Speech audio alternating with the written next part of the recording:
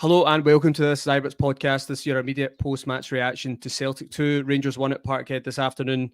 I'm joined by Craig Dennett. Craig, I'm not going to ask you who you are because that seems absolutely ridiculous right now, but what I will ask you is what's your kind of overall assessment of that today? Really disappointing. I think as soon as the starting lineup came out, I had the dread. You've got to win the start. You've got to win the midfield battle. So and from the starting lineup, you could almost tell instantly that we weren't going to win it.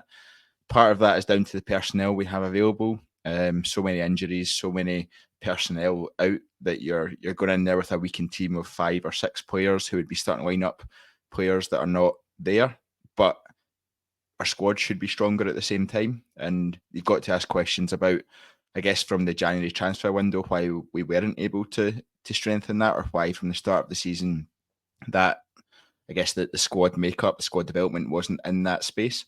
But disappointing all round. You get back in the game 2-1. The second goal we give away for Celtic is almost unforgivable. There's no pressure on John Lundstram. There's no player breathing down his neck that you think, oh well, he had to do something and it's just ended up there. He's just toe poked into the back of the net, and that's that. And you can tell his head's gone from that moment onwards. He's got himself sent off with a needless tackle. I mean, what's the most you're going to get from that? Maybe I'm going to say a cheer from the crowd, but there's not even any Rangers fans there. So a boo from the Celtic fans and a throw in for Celtic up in their defensive third. There's nothing to gain from a tackle like that. I think Fluke once said in his press conference, there's no need for stuff like that. You need to keep the head and you need to continue to move forward, and that's not what John Lundstram did. And ultimately, we just got ourselves back in the game, and he cost us there, and it's again unforgivable. I think in my opinion, if there's any contract offer there for John Lundstram, I don't know if there is or if there isn't, but he's just shown a lack of responsibility, a lack of seniority, a lack of leadership in that first half there, and it's enough for me to say, see you later, John. Yeah, look, I agree with everything you said there.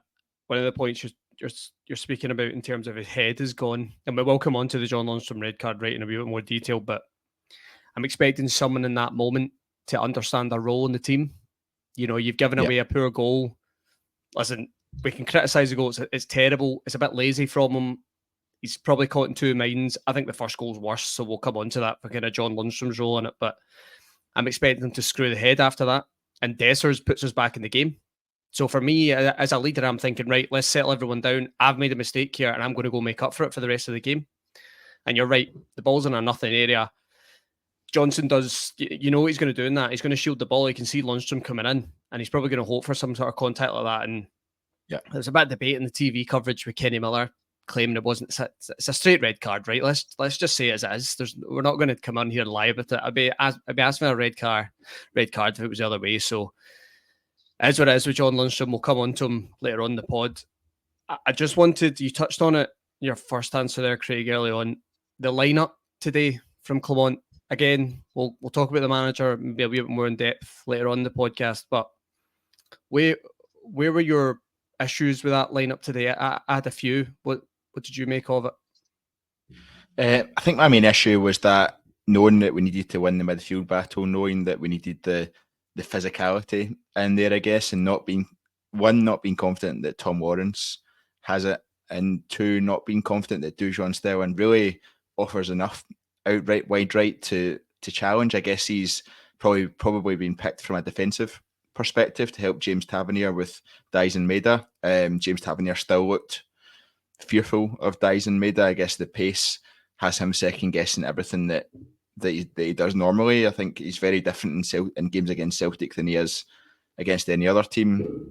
But I think really it was, you have to assume that Borna Barisic is starting because Ridvan Yilmaz isn't fit enough to play the full game. There's maybe a question mark over with 3 games left, then this being the one that really mattered to whether the last 2 games would mean anything. Do you chuck Ridvan Yilmaz in from the start and then bring Borna Barisic on? I think there's probably a question mark around that, given the number of benefits, number of positives Yilmaz brings to us versus what Borna Barisic does. I don't think Borna Barisic had a bad game necessarily, but it just how just what he offers Yilmaz, as a player, isn't it? yeah, it's just how Yilmaz plays his game assists the team so much, and Silva plays so much better when Yilmaz is behind him, and all of that sort of other influences. I don't think Borna, for all that I criticise Borna week in, week out, I don't think he did anything wrong today, but I think the Dujon Sterling one, everyone was speaking midweek, social media, he needs to start in midfield. I thought he needed to start in midfield, but there's a real reluctance from Philippe Clement to start him there, and it must be down to the protection he gives James Tavernier, but I think Dujon Sterling should have been in central midfield. The problem we've got, though, is that Dujon Sterling is our best player in about 4 positions. And you can't play them all at the same time, so you've got to make sacrifices in some places. I just think the midfield should have been prioritised. Yeah, I think that's fair. The one that stood out for me was the Tom Lawrence, Todd Cantwell one. I think you've seen a lot of what we'd seen in the previous Old Firm with Tom Lawrence today, that when you needed that first touch to be really good or that pass to be really good, he didn't have it. And look, they're quite different players, Todd Cantwell and Tom Lawrence, but I think what Todd Cantwell gives you is energy, and he can carry the ball. And I think that's why actually Silva ended up having a pretty decent game today, because he was able to carry the ball up the field for us. And I think we would have done with another player in there that could have done that. I don't think the game suited Lawrence. And to be honest with you, I think it was proved right. I mean, Celtic were able to play through us in midfield so easy. We just don't have enough pressure on the ball. Think of the number of opportunities in the first half where Celtic are just queuing up in the edge of the box. There's no one there covering. And I think that just comes from Tom Lawrence not being able to cover the ground, and you've got 2 midfielders behind him. I think Tom Lawrence had an okay game. Like, the only bit that stuck out to me was really the point where he should have had a shot from distance and he tried to turn inside and play the pass. I think he should have had a shot at that point. But like you say, the most noticeable thing is when in that transition, when the ball turns over and Celtic are progressing out from the back. I think we 100% saw the benefits of just let Liam Scales have the ball and let him go with it, because he doesn't know what to do with it. I think that should be the strategy moving forward. Liam Scales just signed a new contract with Celtic. So just let him have the ball going forward and try and get that press right. But Tom Lawrence, I just didn't offer enough for me in that midfield 3 to win that battle. And the problem, I guess, as well, was that, see, whenever our midfield got it slightly wrong, Celtic were through. Celtic were through and running at defence. And that's not the case the other way around. And I think that's part of the issue. Whether Cantwell would have done better in that, I don't know. I think Cantwell would have done better when we were in possession. I think when we were in possession of the ball, Cantwell would have been more dynamic and more and better running with the ball. But there's clearly, I don't know what your thoughts are. There seems to be clearly an issue. The fact that Cantwell didn't come on at any point during that game, there seems to be clearly something going on. I don't know if it stems back to last week against Kilmarnock and the fact his reaction to when he was brought off on the 55th minute. I don't know if it stems back to his cage comment on Instagram, but there's clearly something going on. For Todd Cantwell not to come on in that type of game ahead of players like Scott Wright is concerning, I think, from my perspective. And I think I probably won't be alone in terms of Rangers fans who are starting to have a little question mark over Philippe Clement and some of the decisions he's making in game and starting lineup wise. The first 3-4 months went like a dream. It went like a dream. You couldn't have asked any more from the team. And then since that Motherwell game, whether he's been overthinking it, whether injuries are playing their part and he's just trying to find a way to win, or whether he's starting to rub a lot of these players or the squad up the wrong way, I don't know, but there's some strange decisions happening. Yeah, look, I have to agree with you. I think there is something between the manager and Todd Cantwell. And look, I think the club are going to back Philippe Clement this summer. I think they think he's the right man to go forward. I think he's the right man to go forward. I think he's certainly got the mentality for Rangers, and he understands what's required. And yeah, look, I think there's only going to be one person that wins that battle. And if that means Todd Cantwell departs in the summer, then that, so be it. Plenty of players have came to Rangers and moved on, and we've continued on. So look, it wouldn't be the end of the world, but he's certainly a player I'd like to, see flourish at Rangers. But if there's a clash with the manager, which it looks like today, then yeah, maybe it's best that we just move on from that. Let's say I'm not going to go through minute by minute with this game, Craig, because I don't think anyone wants to listen to that, but we'll just go through the kind of main talking points. Yeah. Let's talk about the Matt O'Reilly goal. I actually thought the first 30 minutes, Rangers done okay to stay in the game. I thought just before the O'Reilly goal, Celtic started to come into it a wee bit more. They were getting a wee bit more space around the edge of the box. They had a few shots from the edge of the box that they should have done better with, to be honest. I think there was one from McGregor, one from O'Reilly, one from Forrest, maybe. Yeah. The O'Reilly goal for me is... There's two culprits. I think on the coverage they were talking about Ben Davies has to do more. Not really sure as a centre back what you can do if someone stands you up and you're trying to block angles. I don't really know what else you can do there other than rush out and then the ball's maybe played in behind you. For me, it's Borna Barisic and John Lundstram, and these are two players that the Rangers support have been so critical of for a long time now. Borna switches off, just lets the man run off the back of him, and then I think Lundstram can cover the angle. I think all he needs to do is step across and not let the ball be played into O'Reilly, and Celtic have to go back, and Rangers can reset and shuffle across. But he just lets him go, and he just jogs behind them, and O'Reilly's got plenty of time. It is a good finish, we have to be fair, but he's given way too much time on the edge of the box, and he puts it past Jack Butland. Just give me your thoughts on that. I just thought all round there, the defending from Borna and John Lundstram was embarrassing, to be honest.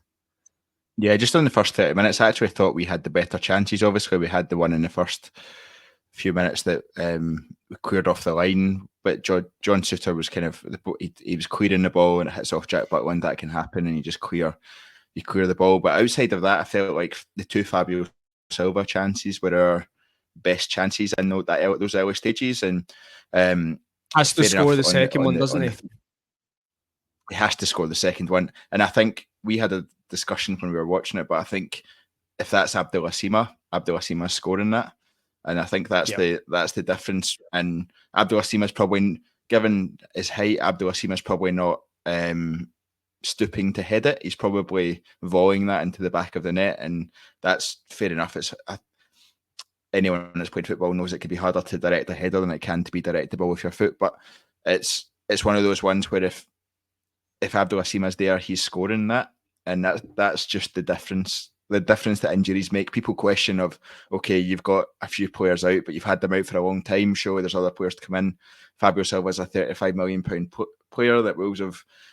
He's not lived up to that expectation. He's had more than enough chances. He obviously had his celebration last week, which had a bit of a go at the fans of talking about him. If you want people to change their mind, go and score goals like that. Go and score a goal, running at the back post at Celtic Park and put his 1-0 up. Go and show your worth in that way. But he didn't do it. He sclaffed it. The ball glanced off his head. But when it comes to Matt O'Reilly's goal, I was quite comfortable that any shots Celtic had really had from that point were 20, 25 yards out.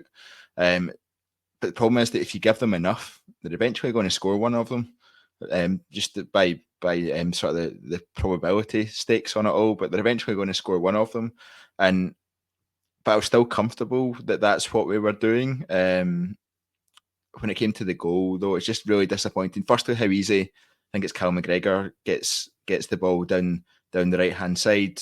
The fact that Borna Barisic is tucked in is fine. It's what he should be doing. When it comes to Matt O'Reilly, it just has so much time, and I think that's the concerning thing. If someone's on him straight away, he doesn't get that strike away. I agree with you in terms of it wasn't Ben Davies' fault. I thought Ben Davies had a really good game. If I'm honest, I think he was really solid and really comfortable in a lot of the space, particularly second half. But your question marks are over Borna Barisic and John Lundstram. John Lundstram he's a midfielder coming into the edge of the box. That's John Lundstram's job, surely, as that holding defensive midfielder. Matt O'Reilly is Celtic's most attacking midfielder. John Lundstram's our most defensive midfielder. The matchup is there, and if it's not happening, if you're not able to make it, then Borna Barisic, having tucked in from that left wing position, has to come out and do it. And Borna is the one that eventually tries to press him, but it's far too late. And it's such a disappointing goal to lose, but it's not as disappointing as the second one. Yeah. I think, you made a lot of good points here, and I agree with most of them. I think for me, it was just, I get Rangers sitting deep and trying to absorb some pressure. You're going to have to do that away in an Old Firm fixture, right? It's going to happen. And actually, maybe not the best person to pick out here, but Lundstram spoke about that in his interview before the game, right? That you need to weather the storm as such, right? But I just think once Celtic get to a certain area, you can't be passive. You've got to put pressure on the ball.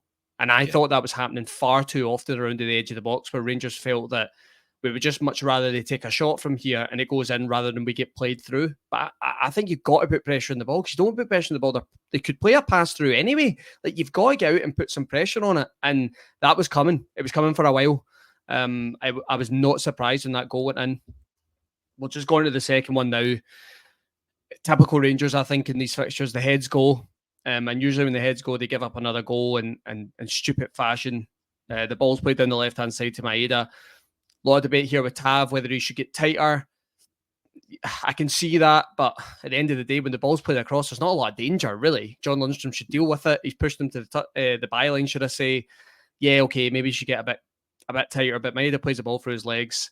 And I just don't know what John Lundstram's doing here. You know, he's showed back in the TV coverage that he's caught behind the Tate, he's way off it, and he's sprinting to get back.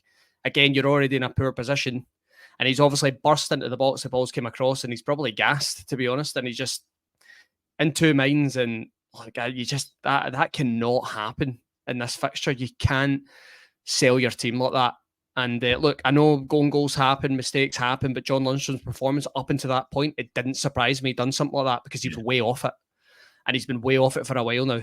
And you spoke about it earlier in the podcast, and I'm sure we're going to spend a whole section talking about John Lundstram here. He cannot get a new contract. That is not a player playing for his future and playing for this club today. And I know that might sound really harsh, but you look at that first half performance up until he gets sent off. He was a passenger. He wasn't getting involved in anything. He's not tracking runs properly. He's losing his duels. He never wins an aerial battle anymore. I don't know what's happened to him there. He's gone, right? He's obviously gone. He's not getting the contract, and he's chucked it. And I get it. Professional footballers, that happens all the time. We've seen it with Glenn Kamara last year, right? It happens. But he has got to go now, and we need to start fresh in that position. But yeah, I'll stop my rant for now. Give me your thoughts on that second goal. You'll stop your rant and give over to me to rant. I think what you said just in closing, I guess, from the first goal, we didn't put enough pressure on him. I actually thought we started really well, and I think there are a couple of clear tactics that we had in terms of when Liam Scales has the ball, just let Liam Scales have the ball. But there was also, don't let Celtic build up any rhythm of play. Just disrupt them as much as you can. Just little fouls, just around the halfway line, just foul them and let them take on from there. And I think that was such an important thing that we did in that early stages, and that was successful for us. But I think going forward from that, probably from about just before that first goal, was that we stopped doing that, and Celtic started to build momentum, started to build the play. And like you said, for the second goal, it's just you almost knew it was coming. I was sitting watching and going, we almost need to get to half time at 1-0, and then we can regroup, reset, make a couple of subs, go more attacking, and take it from there. But as soon as I'd said that, we're 2-0 down, because the players have, I don't want to say they've given up, because they've not given up, but it's just it's you saw it coming a mile off. We've seen it time and time again. It's particularly at Celtic Park, where was one goal and you're 2-0 behind before you know it, and the game is getting away from you and it's gone. And that's exactly what happened in terms of John Lundstram's role in that one. I didn't really pay much attention to where he was in relation to Hatate in the build up to that. But what strikes me most about that is that the ball gets cut back, and there is no Celtic player near him. There's absolutely no Celtic player near him. So, and the player behind him, I think, is John Suter, who can then clear the ball if it runs through to him. It's inexplicable as to why John Lundstram sticks his foot out at that moment in time. If he is, as you say, if he's made that sprint and he's gassed and he's just in desperation trying to do something with it, then I'm not even sure that's excusable in that moment in time. But it's such a poor goal to lose, and at that point you knew the game was gone. I don't think there's ever a point in a must-win game when you go 2-0 down and then you're like, right, we can still do this. I don't think there's a point in that, and that was the moment, I think, for me, that I was just like, yeah, this is done. This season's done. We've got the Scottish Cup final. I think the most galling thing is Celtic are rubbish. Celtic are terrible, but we're just slightly worse. And that's the worst thing about all of this. Celtic are not a good team. They have some good players. They have players that make game-winning contributions, but overall they're not a good team. And we saw that again today, particularly in the second half. They were nothing major. So that's the most disappointing thing, alongside the fact it was in our hands. If you beat Ross County, you beat Dundee, you're in this position. I'm going down a rabbit hole of, well, what about all Michael Beale's results, blah, blah, blah, blah. But if you beat Ross County, beat Dundee in the recent past, you're 1 point behind with 2 games left, and they've got to go to Kilmarnock away. Ultimately, we're now 6 points behind with 2 games left, and we'll have an inferior goal difference. The league is gone. We need to look to do the cup double against Celtic at Hampden in the 25th. But I guess it's probably typical of our season that it's come down to such a stupid own goal. It's probably just come down to a lack of concentration, a lack of thought, a lack of playing it. I don't want to say playing ability, but a lack of nous in that kind of situation. And it's just come down to that. And that's so typical of how this season has gone. Well, it certainly sums up John Lundstram's day, doesn't it? That ball went in the back of the net there, and maybe we should have known he was going to make it even worse, 5 minutes later. What I will say is you made a good point there about Celtic in terms of we had chances later on the game, and I've heard Celtic fans say this themselves, that their game management this season hasn't been great. There has been spells in games where they've been dominant and they've let teams come back into it. And I think you've seen that in the last 15, 20 minutes. I think Celtic were a little bit nervous. I think they'd realised they hadn't taken enough chances. And unfortunately, we're just not in a position to take advantage of it. We're a man down and the quality on the pitch is just not good enough. We just do not have the players to take advantage of that. We did make some substitutions that I thought looked relatively positive. I thought Raskan was pretty good when he came on. I thought Scott Wright at least tried to drive at his man and get us forward, but we just, the majority of the players aren't good enough. I mean, Kemar Roofe came on and done nothing, right? So we just don't have it. We don't have the squad depth right now. That comes back to injuries as well. I think that is something that it's definitely not an excuse, right? But we do have a lot of key players injured at the moment, and there is only so much the manager can do. I appreciate that, but and I think injury-wise, it's been long-term injury-wise as well. It's not been short-term, 1 week, 2 week. Yep. We've seen Celtic players being injured but coming back early. We've seen Celtic players being injured for 1-2 weeks at a time and then they're back. Ours are months and months and months of players being out and key players being out, whether it's Sima, Danilo, Ryan Jack, Yilmaz. There's so many in there that you're like, they would instantly improve that starting lineup and would instantly improve the challenge we give Celtic on a day like today. And it's just, whether it's bad luck, whether it's down to the training methods that we use. It's not bad luck at this stage. It's not. It can't be bad luck. We're way too far into this now. This has been going for years. It's not bad luck. There's something wrong, right? Don't know what it is. I'm not an expert in this field, right? Don't know where it's the medical department, sports science department. I don't know, but something's not right because the number of injuries we pick up is just obscene, really, and it has to be addressed. And Clement will be the same as every other manager that's came before him recently. If you don't sort that out, he will fail. And every manager's had to suffer with that at some point, and that's something we need to get sorted. But that's probably a whole other podcast in itself. I'm going to kind of skim over our goal, Craig, right? Because I'm not going to try and pretend that it meant anything, right, in terms of the landscape of our season, right? It's a good response. I think it meant something in that moment. In that moment, when you went 2-0 down, you react, the team keeps going, the team gets us back in it. Dujon Stelling's header at the back post is tremendous. Cyril Dessers, fair enough, it's a one-touch finish with his head, but he has a one-touch finish. He's in the right place again. He's in the right place again. We're 2-1. We're going into half-time. You've got the opportunity. We've scored 3 goals against Celtic just a couple of weeks ago. You've got the opportunity to come out in the second half, all guns firing, and you're in a good place at that point. You get your tails up. The crowd are quieter than they were. They're not as confident. They're starting to get nervous. You've put yourself back in the game really quickly, and I thought we were in quite a good, solid, positive position at that point. To even if you get a draw or you get that second goal and you're pushing for the winner later in the game, that's fine. But we're in a positive position, even at 2-1 down, going into half time. But what John Lundstram does next is just, I don't know how you describe how bad that is. Well, you've summarised the goal for me, right? Because I'm not feeling very positive today, so I'm not going to talk about the goal too much. So let's just talk about that red card. Ball comes across to Alistair Johnson. It's in a nothing area of the park. Celtic are building out from the back. We don't have enough men further up the park to take advantage of any aggressive press that John Lundstram decided to put on, and he just decides to lunge in. He's reckless. The studs are up, and he gets, I think he gets Alistair Johnson in the back of the calf, maybe. It might have been a wee bit lower in the ankle. I'm not sure. It's a terrible tackle. It's a clear red card. In fact, I don't understand how Willie Collins not sent him off straight away, to be honest with you. It's clear as day. You can see it as soon as you see it on TV, you know it's a red card. We've all seen them. We've all watched enough football. We've all played enough football. You know it's a red card straight away. Why it went to VAR, I don't know, but ultimately it did. The yellow cards were sent. John Lundstram sent off. Just give me your thoughts on that, Craig, because that is just it just sums up our season, to be honest, and sums up John Lundstram right now. He's no in it. He's just no interested anymore, is he?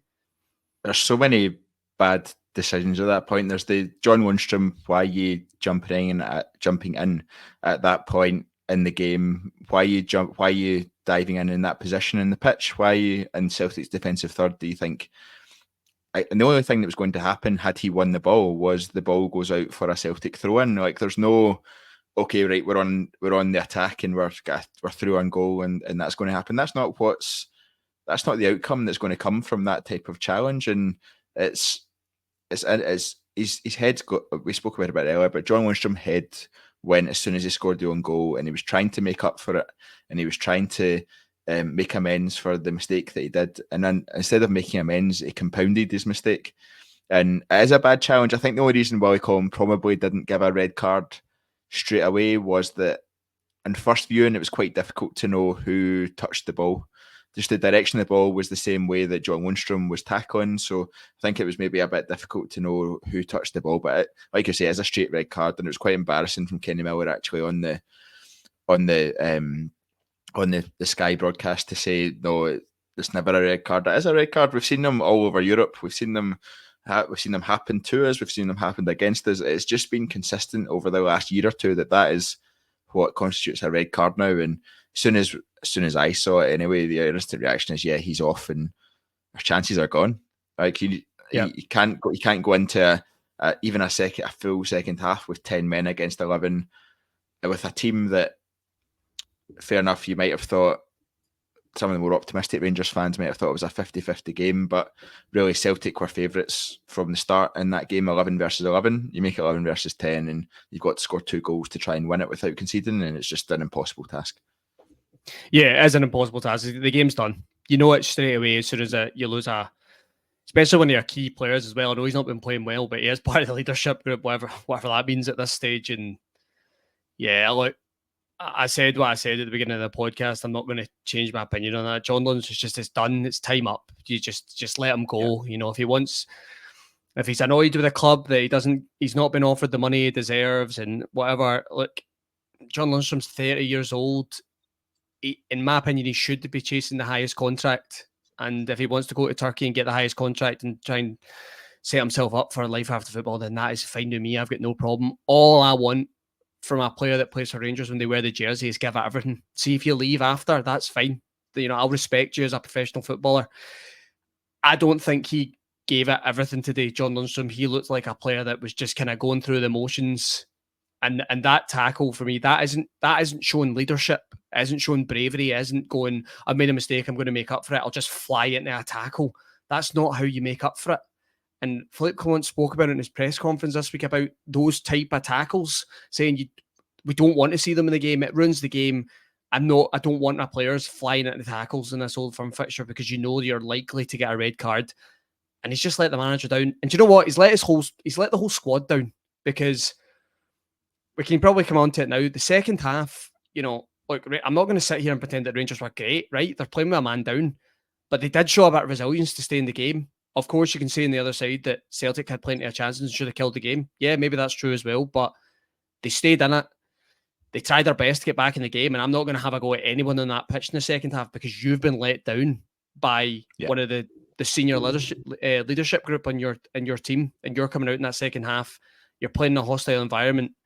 I think they do deserve credit. I'm not going to go overboard because ultimately Rangers have came out short again, and all that matters today was about winning. So I'm not going to microanalyze it, but I just thought it was worth saying. Second half, they did show up, and they tried their best, and really that's all you can talk about. Yeah, I think just on the second half, we won't go into detail in the second half because the second half was a bit of a non-event. Tell me about and during this answer, Craig, just talk to me about the Celtic penalty. Do you think it was a penalty? No. Okay. No, you don't think it was.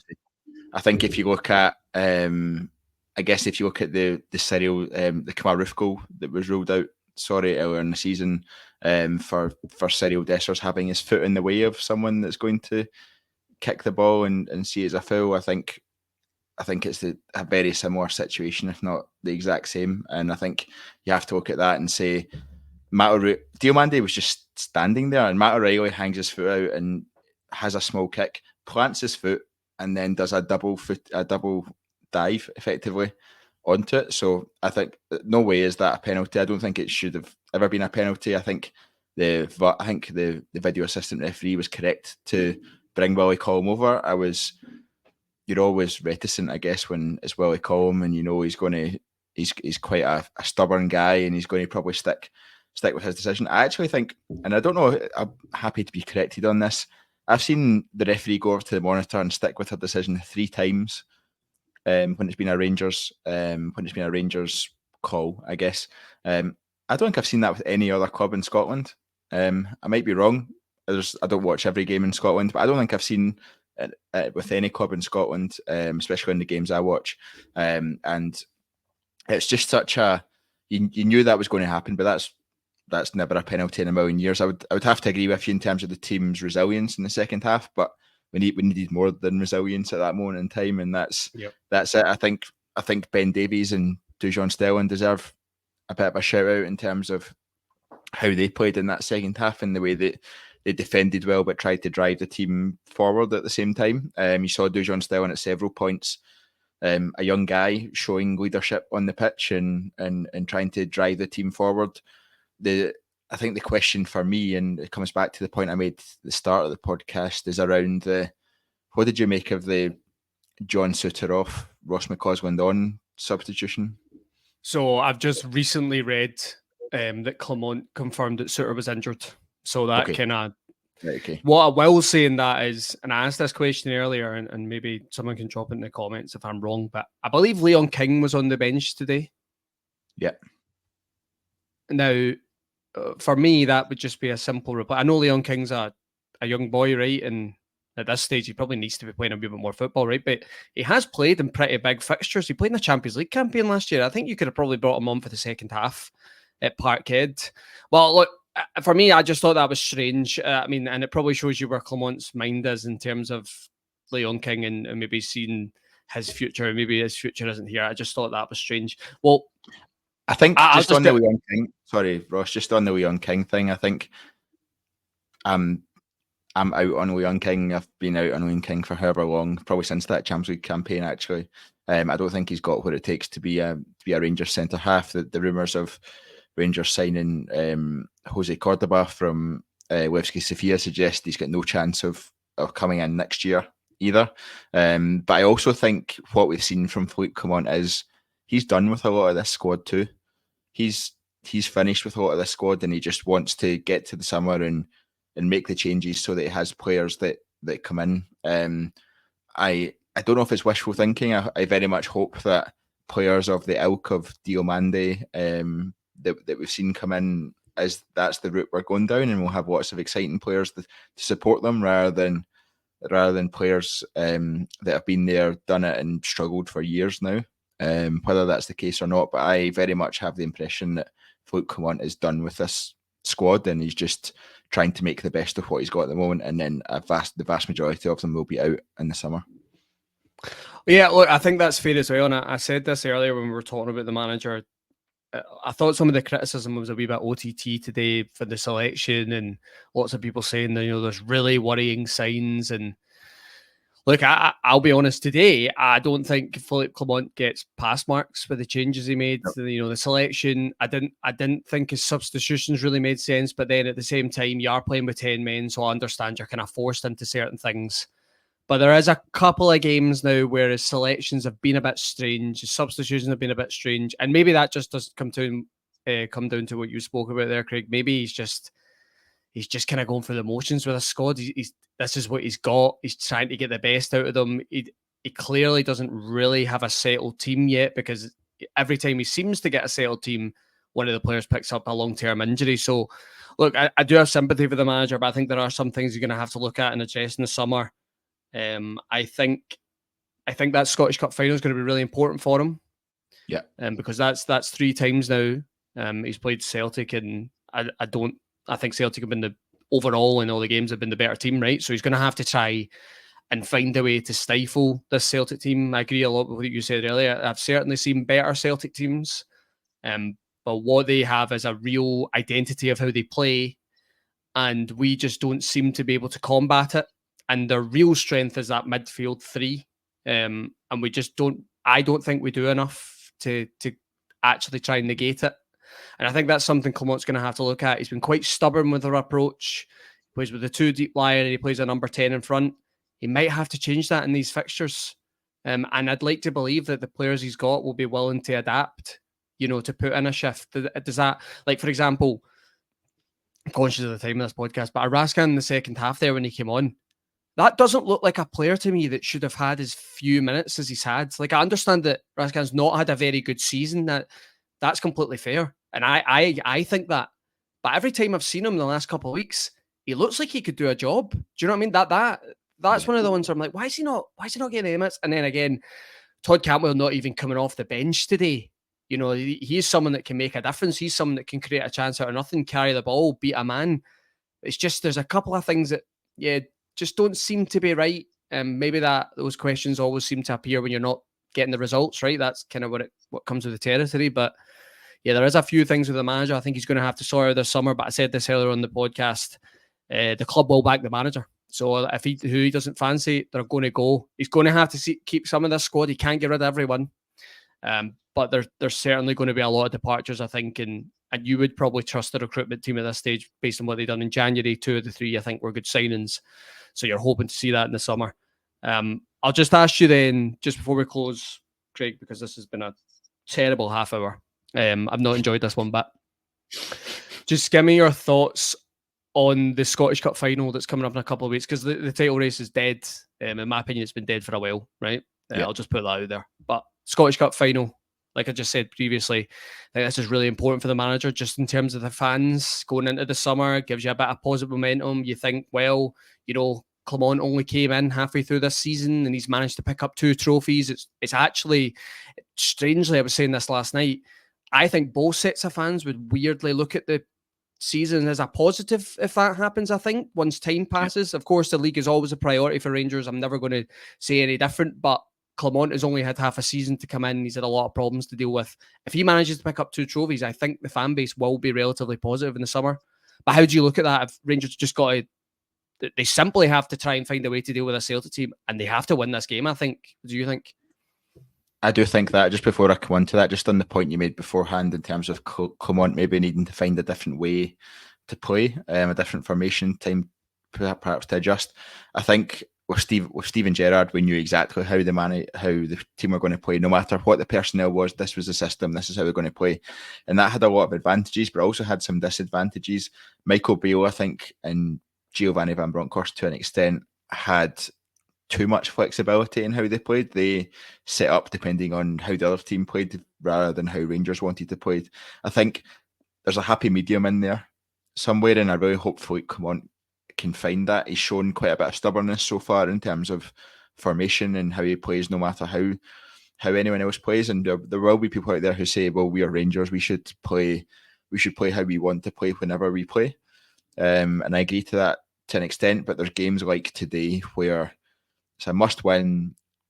You've had 3 games now against Celtic where the same issues have repeated themselves, the same problems have kept cropping up. You need to adapt to combat those issues. as fans, we were all talking about them before the game, and the manager needs to be able to adapt to those two. There's no way you can tell me that Fleet Commont has not watched, as a minimum, and he'll have watched that much more and have done much more detailed analysis. But as a minimum, you can't tell me he's not watched in detail the three games that we've played against Celtic so far this season, even before he arrived. And you see the same issues cropping up time and time again. Do you think the manager would come back to that, Craig, though, and say, I don't have the personnel to adapt? Do you think that's what his answer would be? I just don't have the players to be able to change. Do you think that? I'm just playing devil's advocate. It's not necessarily I believe that. Do you think that would be one of his answers and say, look, this isn't my squad. I can only put out what I think these players, their strengths and weaknesses are. I don't have the players to adapt this system. But he does, because he can stick, I was going to say Raheem Sterling, can stick Dujon Sterling and central midfield.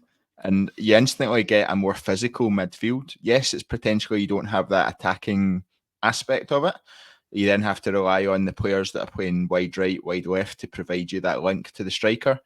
But you've got that more solid, that more physical, that more solid midfield partnership, or my midfield three, which has been severely lacking in all of the games we played against Celtic so far this season. And I really do hope he learns that lesson ahead of the Scottish Cup final.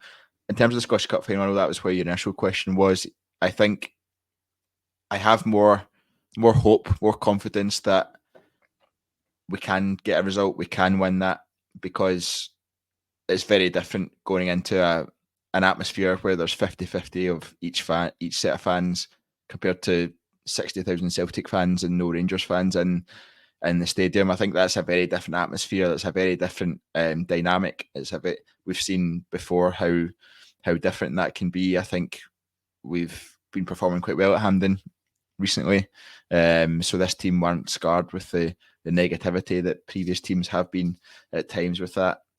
So I think it's just a case of get to that game, hopefully have potentially Sima. I saw a rumour that Danilo was saying that he was hoping to be back. He was targeting the Scottish Cup final as a game to be back. I don't think you throw a player into that, but hopefully we have more players fit by that point that would be in the starting lineup. And I think from there you keep progressing, you keep pushing. Like I said earlier, this Celtic team aren't great. They're quite rubbish, actually. Just we are slightly worse on a lot of occasions, which is the really galling thing. And we need to. Law of averages suggests that you're going to win one of the games if you play 5 times in a season. I'm not going to rely on the law of averages, but I think we're good enough to get a positive result in the Scottish Cup final. And like you said, I think if we leave this season with 2 cups, it's probably a positive with what could have been in terms of a treble. It's probably a positive with what could have been or potentially should have been with a treble. But with the league campaign, we were so far behind in October. We clawed ourselves all the way back. We had that bad 2-3 games against Motherwell, Ross County, Dundee, where it just fell away. And a lot of fans will look back on that period as the point that we lost the league, but actually it was so up and down that I'm not sure you can pinpoint one moment where it was lost. But if you go out by winning 2 cups and an almost league title, then he's probably going in with a positive frame of mind. If he goes in just as a League Cup winner, there's a lot of pressure on him. Yeah, I think that's fair. For me, the league was lost. Those 3 games from the old after the Old Firm, including the Old Firm at Ibrox. Rangers had to win that day. They had to give themselves the cushion, because I always think the squad had it in them to collapse like we've seen in those pressure moments and those performances against Ross County and Dundee have ultimately undone us. A lot of your points there are valid. When Clermont came in, you're 8 points behind. You've got a lot to make up, and they deserve credit for getting the squad back to that place. But see, once you get there, you got to park it. That's done. Well done. You get all the credit you deserve. That's great, right? Park it. You're now in the ascendancy. It's now in your hand. Go and take advantage of it. And the squad haven't delivered. So that's why we're sitting here. Going through an absolutely terrible game of football again. Just a really quick answer, Craig, before we finish up. John Lundstram, If he is able to play in any of the remaining games, I don't know how it works in terms of suspension. I don't know if that'll go for violent conduct and he'll get and the ban will be long enough. I don't know. Someone might be able to tell me in the comments. Do you want to see him in a Rangers jersey again? I think the only question mark will be, because I think it'll be because of straight red for violent conduct. I assume it'll be a 3-game ban. So there's no question on the league games in terms of Dundee and Hearts next week. The question mark will be over the Scottish Cup final. Do you play him? Do you not? I think it depends who else is fit. I think it depends who. Like we almost played him out of necessity today. Would you much rather Nico Raskin? I'm going to say Raskin. I was falling into your trap there. Nico Raskin and Sterling were in there with Diomande. Is that going to be? That seems a more positive option than having John Lundstram in there for the Scottish Cup final. And so I think it very much comes down to is Dujon Sterling needed elsewhere on the pitch to fill a gap? Do we have other players that have come back from injury that can get there? But it's very much down to others. Would I want to see John Lundstram in a Rangers jersey again? No. I know you asked for a quick answer, and that is the quick answer, I guess. The answer is no. Will we? Maybe. Well, that was a long-winded answer to say no. I'll keep this short. Regardless of whether he can play or not, I don't want to see him again. That's it. Time to give opportunities to Raskin alongside a Sterling or a Diomande in there. It's more likely that Raskin's going to be here next season, right? I want to see players given a chance now. He's done. He is finished. I don't want to see him again. He's let everyone down. He's let the club down, and he's let the support down. And he doesn't deserve to wear the jersey again for me. Wish him all the best for the future. Hope he moves on to Turkey, or he was like Ipswich as well. Look, sounds strange saying now, but I wish him all the best. Right, played for Rangers, and that's it. That's kind of the way I look at it. But I don't want to see him again. He's had his chance, and that's it. Craig, we're going to call it there because that has been an absolutely I said terrible earlier, didn't I? I don't know how else to describe this. It's not been an enjoyable podcast. Thanks for coming on and enjoying me talk about it. I know it's not easy. I appreciate your time. We will be back tomorrow for the Sunday session at 8:30. I think you're hosting that, Craig, aren't you? Yeah. Yeah, I've got the joy of reliving this all again. So it'll be myself. You're the host, so just pass it on everyone else. You just pass it on, or don't worry about it. You're fine. You're as a host. You can just sit back and let everyone else run. But thanks for listening. If you did enjoy the content, give us a like, give us a comment, subscribe to the channel. I know it's not an easy day for all of us. It's not going to be easy to listen to, so we do appreciate it. You've got to the end, and we'll see you in the next one. Cheers.